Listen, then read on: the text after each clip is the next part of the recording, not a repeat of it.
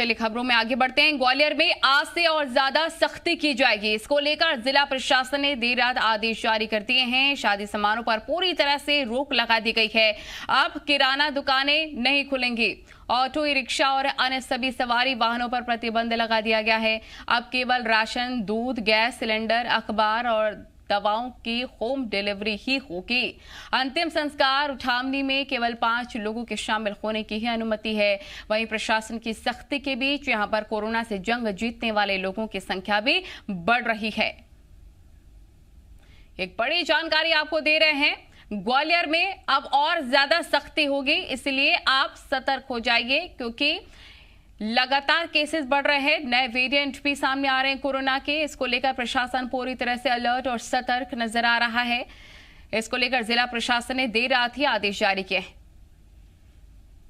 शैलेंद्र हमारे रिपोर्टर तमाम जानकारी के साथ लाइव जुड़ गए हैं। शैलेंद्र, बड़ी जानकारी मिल रही है कि ग्वालियर में आज से और ज्यादा सख्ती होगी। देखिए, बिल्कुल जिस तरीके से लगातार पिछले दिनों से हम देख रहे हैं कि जो संक्रमित मरीजों की संख्या है वो 1000 के आसपास ही चल रही, कम होने का नाम नहीं ले रही है।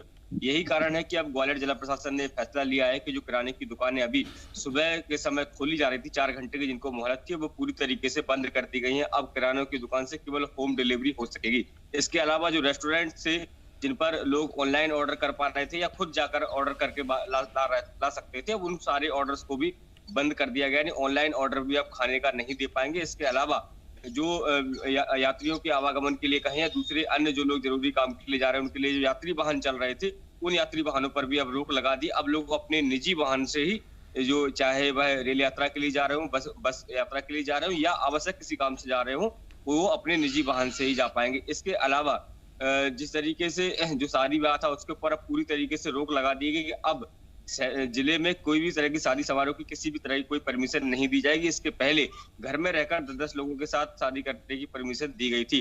और इसके अलावा एक महत्वपूर्ण फैसला ये भी है कि जिस तरीके से कंस्ट्रक्शन साइट जो चल रही है, चाहे वो सरकारी हो या गैर सरकारी, उन पर पहले यह है कि मजदूरों को जाने की छूट थी। अब ये कहा गया है कि जिस कंस्ट्रक्शन साइट पर मजदूरों के रहने की व्यवस्था है और वो वहां रहते हैं, तब वहां काम संचालित हो पाएगा। और यदि वह अपने घरों से काम करने के लिए जाएंगे तो ऐसे साइट्स पर काम भी नहीं होने दिया जाएगा।